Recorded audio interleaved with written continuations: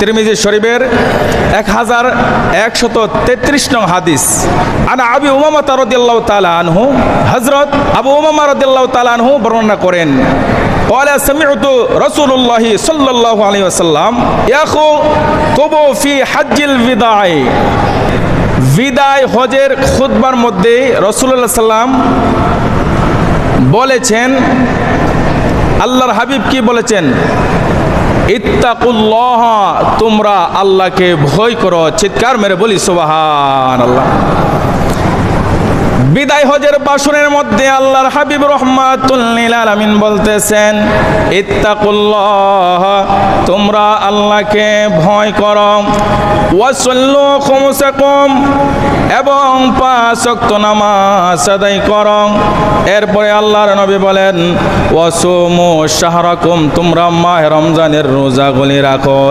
এরপরে মায়ের নবী বলেন, ওয়াদ্দু যাকাতা আমওয়ালিকুম, তোমরা তোমাদের মালের যাকাত আদায় করো। এরপরে রাহমাতুল লিল আলামিন বলেন, ওয়া আতিউ উমারাআকুম, তোমরা তোমাদের শাসক বর্গের কথা মান্য করো। চিৎকার মেরে বলি সুবহানাল্লাহ।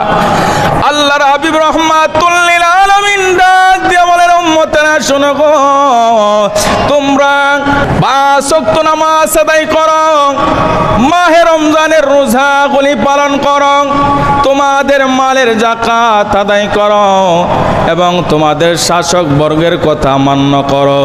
আল্লাহর হাবিব বলেন, এই কাজগুলি যদি তোমরা পঙ্খানুভাবে করতে পারো, তোমাদের জন্য আল্লাহ পাক রব্বুল আলামিন আল্লাহর তৈরি জান্নাত রেখেছেন। একটু জোরে জোরে বলি সুবহানাল্লাহ। এ মুসলমান, জবানটাকে খুলে বলুন, আল্লাহর তৈরি জান্নাতে আমরা প্রবেশ করতে চাই কি চাই না? আওয়াজে বোঝা যাচ্ছে না? জোরে বলুন, চান কি চান না? আরো জোরে বলুন। তাহলে কি করতে হবে? 1 নম্বরে 5 ওয়াক্ত নামাজ আদায় করতে হবে। 2 নম্বরে মাহে রমজান আসলে রোজা রাখতে হবে। 3 নম্বরে যাকাত আদায় করতে হবে। 4 নম্বর হলো শাসক বর্গের, আপনার মহল্লাত, আপনার গ্রামে, আপনার ইউনিয়নে, আপনার রাষ্ট্রে যে ইসলামিক শাসক রয়েছেন, শাসকের কথাও মান্য করতে হবে। একটু চিৎকার মেরে বলি সুবহানাল্লাহ, যদি জান্নাতে প্রবেশ করতে চান।